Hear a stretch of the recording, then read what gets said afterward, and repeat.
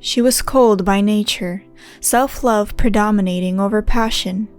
Rather than being virtuous, she preferred to have her pleasures all to herself.